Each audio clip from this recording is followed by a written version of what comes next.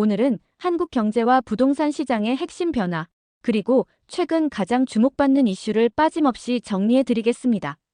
특히 1인당 GDP 역전, 고신용자 대출금리 저신용자 지원 논란, 그리고 환율과 자산시장, 그 파장이 부동산에는 어떻게 영향을 끼치는지 집중적으로 해설해 드리겠습니다.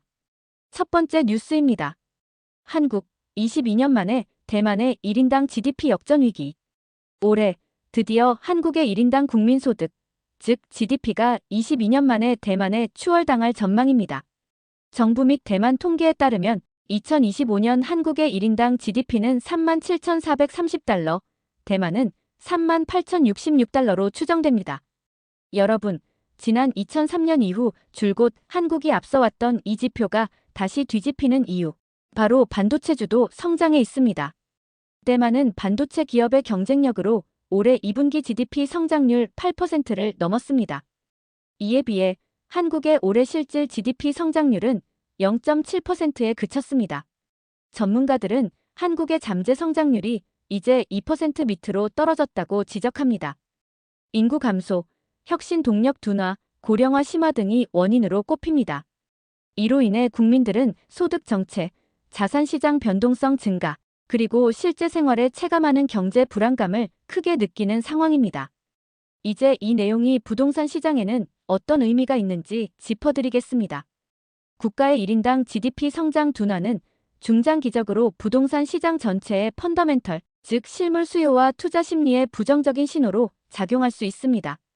경제 성장의 활력이 줄면 소득 증가에 기반한 신규 주거 수요도 줄어들고 거래도 위축됩니다.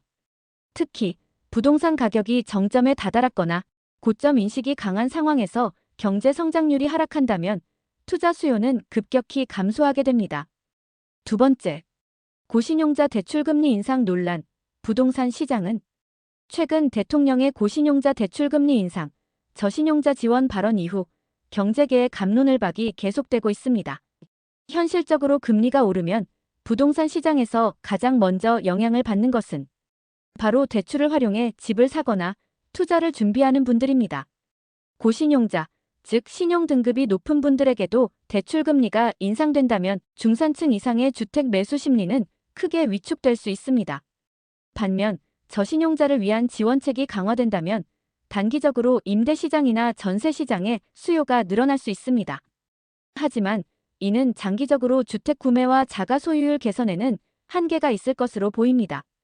대출에 기반한 레버리지 투자, 즉 갭 투자와 영끌 수요는 금리와 정책 변화에 가장 민감하게 반응합니다. 따라서 금리 인상기엔 소위 실수요, 즉 내 집 마련을 위한 신중한 거래만 일어날 가능성이 높습니다.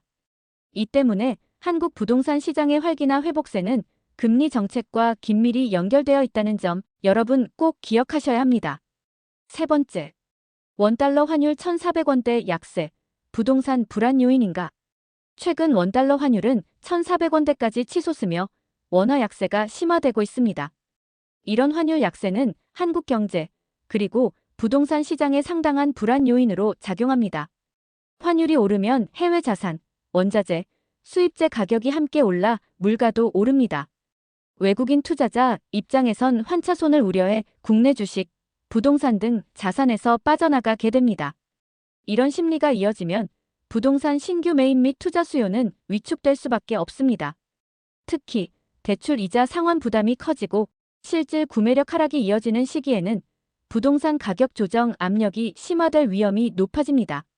네 번째, 종합정리 및 앞으로의 관전 포인트. 지금까지 살펴본 대로 올해 한국 경제를 둘러싼 가장 큰 변화는 GDP 성장률 둔화, 고신용자 대출금리 논란, 원화 약세와 같은 복합 이슈가 부동산 시장을 둘러싸고 있습니다. 1. 경제 성장 동력 약화는 실거주 투자 수요 감소로 직결될 수 있습니다. 2. 금리 인상 시그널은 대출 기반 부동산 투자 심리를 크게 위축시킬 수 있습니다. 3. 환율 불안정성과 글로벌 경제 위기는 외국인 투자의 위축, 국내 자산시장 불확실성 확대로 이어질 전망입니다. 이상으로 최신 뉴스 중에 관심이 많은 내용을 정리했습니다.